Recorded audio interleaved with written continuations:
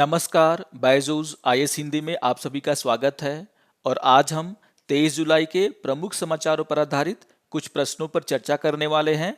तो आइए शुरू करते हैं आज का डेली क्विज। आइए सबसे पहले क्वेश्चन नंबर 1 को देख लेते हैं। यहाँ पर क्वेश्चन नंबर 1 है, भारत सरकार द्वारा जारी किए गए प्रज्ञाता दिशा निर्देश निम्न में से किसके लिए जारी किए गए दिशा निर्देशों के एक समूह को संदर्भित करता है। और यहाँ पर आपको 4 ऑप्शन दिए गए हैं। तो यहाँ पर बात हो रही है प्रज्ञाता दिशा निर्देशों की। इससे जुड़ा हुआ एक न्यूज़ भी आया है कल के पीआईबी में, सबसे पहले उसको देख लेते हैं। यहाँ पर 22 जुलाई के पीआईबी में मिनिस्ट्री ऑफ एजुकेशन के द्वारा इस बात को कहा गया है कि सरकार के द्वारा डिजिटल एजुकेशन के एक्सेस के लिए बहुत सारे काम किए जा रहे हैं। और यहाँ पर उनके द्वारा दीक्षा, स्वायम, उसके साथ साथ प्रज्ञाता गाइडलाइन का भी जिक्र किया गया है।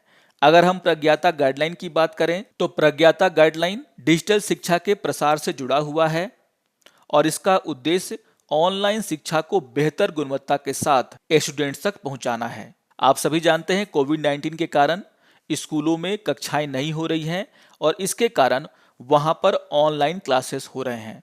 और किस तरीके से ऑनलाइन शिक्षा को और बेहतर बनाया जाए, उसी को देखते हुए सरकार के द्वारा प्रज्ञाता दिशा निर्देश जारी किए गए थे। और इसके आधार पर अगर देखा जाए तो यहाँ पर जो क्वेश्चन नंबर 1 है उसका आंसर होगा आपका ऑप्शन नंबर डी, जो कहता है डिजिटल शिक्षा की योजना और क्रियान्वयन। यानी कि क्वेश्चन नंबर 1 का आंसर हो जाएगा आपका ऑप्शन नंबर डी। आइए अब क्वेश्चन नंबर 2 पर चर्चा कर लेते हैं। क्वेश्चन नंबर 2 है, दिए गए कथनों में से कौन सा कथन गलत है। ध्यान देना है, यहाँ पर आपसे पूछा जा रहा है कौन सा कथन गलत है। और यहाँ पर आपको 3 कथन दिए गए हैं। तो आइए एक एक करके सारे कथनों को देख लेते हैं। यहाँ पर पहला कथन है, 97 संविधान संशोधन अधिनियम देश में सहकारी समितियों के प्रभावी प्रबंधन से संबंधित मुद्दों का समाधान करता है। तो ये बात बिल्कुल सही है। अगर हम बात करें 97 संविधान संशोधन की, तो इसे 2011 में किया गया था, जिसका उद्देश्य था देश में सहकारी समितियों के प्रभावी प्रबंधन। और इस संविधान संशोधन को 2012 में लागू किया गया था। अगर हम इस संशोधन की मुख्य बातों की बात करें तो इसके जरिए संविधान में 3 बातें जोड़ी गई थी। पहला था, अनुच्छेद 19(1)(c) के तहत सहकारी संस्था के गठन को मौलिक अधिकार का दर्जा दिया गया था। दूसरा, अनुच्छेद 43(b) के तहत नीति निर्देशक तत्वों में इस बात को जोड़ा गया था कि राज्य यह देखे कि सहकारी संस्थाओं का नियंत्रण और संचालन लोकतांत्रिक तरीके से हो रहा है या नहीं। यहाँ पर जो तीसरी बात है वो बहुत ही इंपॉर्टेंट है। यहाँ पर जो तीसरा बात था वो था पार्ट 9B, जिसके तहत सहकारी संस्थाओं में तय समय में चुनाव, उनमें अनुसूचित जाति, जनजाति और महिलाओं के प्रतिनिधित्व देने जैसे नियम तय किए गए थे। इसके आधार पर अगर देखें तो यहाँ पर जो पहला कथन है वो सही हो जाता है। आइए देख लेते हैं दूसरे कथन को।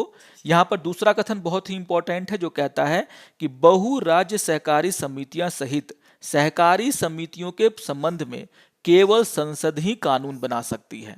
अभी पिछले दिनों सुप्रीम कोर्ट के द्वारा सहकारी समितियों को लेकर के एक बहुत ही महत्वपूर्ण फैसला दिया गया।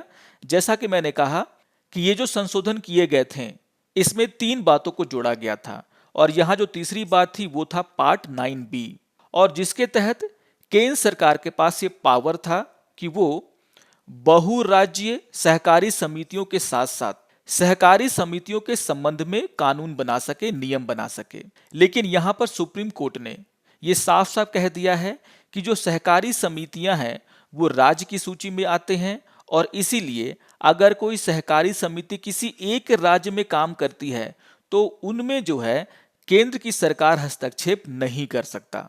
अगर मामला बहुराज्य सरकारी समितियों का है, यानी कि एक ऐसी सहकारी समिति जो एक से ज्यादा राज्यों में काम करती है, तो इस मामले में राज्यों के साथ साथ केंद्र भी नियम जारी कर सकता है, कानून बना सकता है। इसके अलावा ऐसी सहकारी समितियां जो केंद्र शासित प्रदेशों में काम करती हैं, उनको लेकर के भी संसद जो है नियम बना सकता है। तो आपको यहां पर ध्यान में रखना है कि सुप्रीम कोर्ट के द्वारा अब यह क्लियर कर दिया गया है कि वैसी सहकारी समितियां जो सिर्फ एक स्टेट में काम करती हैं, उनको लेकर के केंद्र या संसद कोई भी नियम नहीं बना सकता।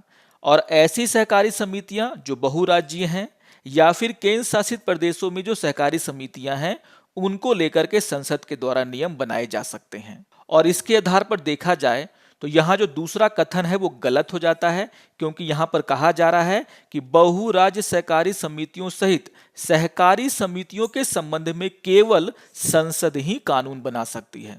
और अभी अभी आपको मैंने कहा कि हर सहकारी समिति नहीं, सिर्फ बहुराज्य सहकारी समिति और ऐसी सहकारी समितियां जो कि केंद्र शासित प्रदेशों में काम कर रही हैं उसको लेकर के संसद कानून बना सकता है। तो यहां पर दूसरा कथन गलत हो जाता है। आइए देख लेते हैं तीसरे कथन को, और तीसरा कथन है सहकारी समितियां विषय समवर्ती सूची के तहत आता है। मैंने आपको अभी अभी कहा कि सहकारी समितियां ये जो विषय है वो राज्य सूची के तहत आता है, ये समवर्ती सूची में शामिल नहीं है। यानी कि यहाँ पर जो तीसरा कथन है वो भी गलत है। और इसके आधार पर क्वेश्चन नंबर 2 का आंसर हो जाएगा आपका ऑप्शन नंबर बी, यानी कि दूसरा और तीसरा कथन गलत है। तो बहुत ही इंपॉर्टेंट क्वेश्चन है ये, और इससे जुड़ा हुआ जो न्यूज है वो भी बहुत ही इंपॉर्टेंट है। इसको लेकर के आज के द हिंदू समाचार पत्र में एक एडिटोरियल भी आया है जिसका शीर्षक है लिमिट्स ऑफ कॉपरेशन। इसको भी आप लोग ध्यान से पढ़ लेंगे, बहुत ही इंपॉर्टेंट एडिटोरियल है। आइए अब क्वेश्चन नंबर 3 पर चर्चा कर लेते हैं, और क्वेश्चन नंबर 3 है दिए गए कथनों में से कौन सा सही है। और यहां पर आपको 3 कथन दिए गए हैं, तो आइए एक एक करके सारे कथनों को देख लेते हैं। यहां पर जो पहला कथन वो कहता है कि अर्थव्यवस्था में मुद्रा आपूर्ति के घटने के साथ साथ ब्याज दर में भी गिरावट की प्रवृत्ति देखी जाती है। तो यहां पर जो कथन है वो गलत है। आप सभी जानते हैं कि जब भी अर्थव्यवस्था में मुद्रा की आपूर्ति को घटाने का काम किया जाता है तो यहां पर रिजर्व बैंक ऑफ इंडिया के द्वारा टाइट मनी पॉलिसी अपनाई जाती है।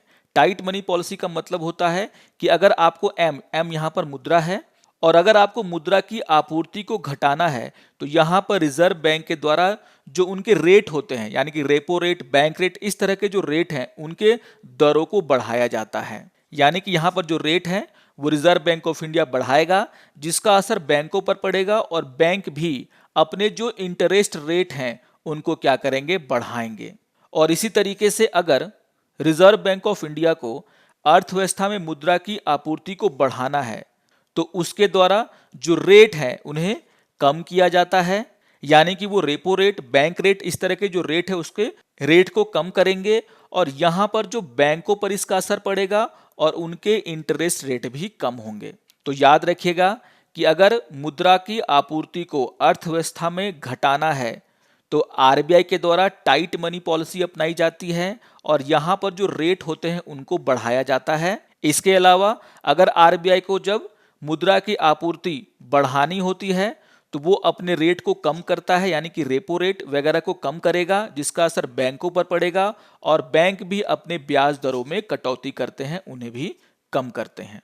और यहां पर जो पहला कथन है वो जस्ट इसका उल्टा कह रहा है, और इसीलिए जो पहला कथन है वो गलत हो जाता है। आइए देख लेते हैं दूसरे कथन को। दूसरा कथन है विस्तारवादी मौद्रिक नीति प्रमुख ब्याज दरों को कम करके लागू की जाती है। तो ये बात बिल्कुल सही है। यहां पर विस्तारवादी का मतलब है कि अगर अर्थव्यवस्था में मुद्रा की आपूर्ति को बढ़ाना है तो रिजर्व बैंक के द्वारा जो प्रमुख ब्याज दर है, यानी कि रेपो रेट, बैंक रेट, इन सभी के दर को कम किया जाता है। जैसा कि मैंने आपको पहले पॉइंट में समझाया, तो रिजर्व बैंक ऑफ इंडिया यहां पर इजी मनी पॉलिसी अपनाती है और मुद्रा की आपूर्ति को बढ़ाने के लिए प्रमुख ब्याज दरों को कम करती है। और इसके आधार पर देखा जाए तो यहां पर दूसरा कथन सही है। आइए देख लेते हैं तीसरे कथन को, और तीसरा कथन है कि मुद्रास्फीति लक्ष्य को प्राप्त करने के लिए आवश्यक नीतिगत ब्याज दर भारतीय रिजर्व बैंक द्वारा तय की जाती है। तो आप सभी जानते हैं कि हमारे पास एक एमपीसी कमेटी है, यानी कि मॉनेटरी पॉलिसी कमेटी है, जिसमें 3 member reserve bank of India के और 3 मेंबर सरकार के होते हैं।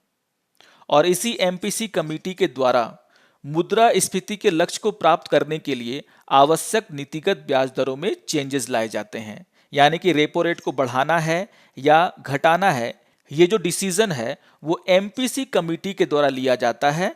एमपीसी कमेटी के बनने के पहले रिजर्व बैंक ऑफ इंडिया अकेले इन दरों को तय करती थी। तो यहां पर यह कहना कि ये जो नीतिगत ब्याज दर हैं वो सिर्फ और सिर्फ रिजर्व बैंक के द्वारा तय किए जाते हैं।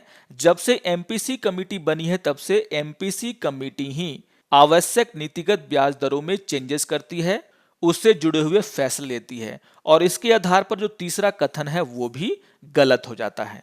यानी कि सिर्फ दूसरा कथन सही है, और इसके आधार पर क्वेश्चन नंबर 3 का आंसर हो जाएगा आपका ऑप्शन नंबर ए, यानी कि सिर्फ दूसरा कथन सही है। इससे जुड़ा हुआ एक न्यूज भी आया है आज के द हिंदू समाचार पत्र में, जिसका शीर्षक है इन्फ्लेशन सिचुएशन वेरी अलार्मिंग। तो इस न्यूज को भी आप लोग देख लेंगे।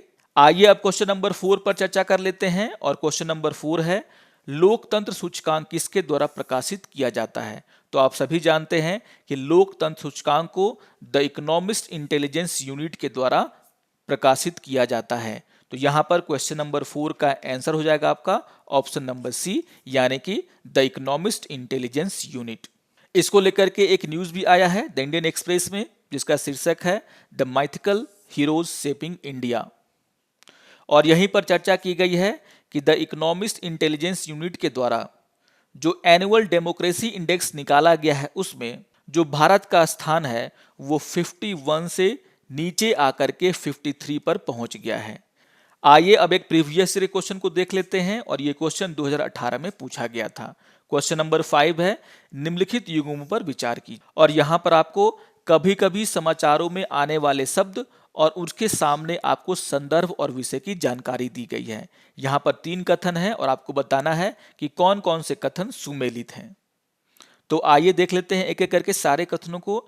यहां पर पहला कथन है बेले टू प्रयोग, जिसके सामने लिखा हुआ कृत्रिम बुद्धि यानी कि आर्टिफिशियल इंटेलिजेंस। तो आप सभी जानते हैं कि बेले टू प्रयोग कण भौतिकी यानी कि पार्टिकल फिजिक्स से जुड़ा हुआ है, आर्टिफिशियल इंटेलिजेंस से नहीं जुड़ा हुआ, यानी कि यह सुमेलित नहीं है। आइए देख लेते हैं दूसरे कथन को। दूसरा कथन है ब्लॉकचेन तकनीक, जिसके सामने लिखा हुआ है डिजिटल और क्रिप्टो मुद्रा। तो यह बात बिल्कुल सही है, जो ब्लॉकचेन तकनीक है वो डिजिटल और क्रिप्टो करेंसी से जुड़ा हुआ है, यानी कि दूसरा कथन सुमेलित है। आइए देख लेते हैं तीसरे कथन को, और तीसरा कथन है CRISPR केस 9, जिसके सामने लिखा हुआ है कण भौतिकी। तो ये बात भी गलत है। यहां पर जो CRISPR केस 9 है वो जीनोम इंजीनियरिंग से जुड़ा हुआ मामला है, और इसके सामने लिखा हुआ है कण भौतिकी। तो ये भी सुमेलित नहीं है, यानी कि सिर्फ जो दूसरा कथन है वो सही तरीके से सुमेलित है, और इसके आधार पर क्वेश्चन नंबर 5 का आंसर हो जाएगा आपका ऑप्शन नंबर बी, यानी कि सिर्फ दूसरा कथन सुमेलित है। आइए अब आज के तथ्य के ऊपर चर्चा कर लेते हैं, और आज हम चर्चा करने वाले हैं सेंट्रल बैंक डिजिटल करेंसी की, यानी कि CBDC की। इसको लेकर के आज के द हिंदू समाचार पत्र में एक न्यूज भी आया है, जिसका शीर्षक है RBI plans digital currency pilots soon. तो बहुत ही इंपॉर्टेंट न्यूज हो जाता है, और देख लेते हैं कि आखिर ये सेंट्रल बैंक डिजिटल करेंसी क्या है। सबसे पहले आपको यह ध्यान रखना है कि जो सेंट्रल बैंक डिजिटल करेंसी है वो कोई क्रिप्टो करेंसी नहीं है। एक एग्जांपल से मैं आपको इसको समझाने का प्रयास करता हूं।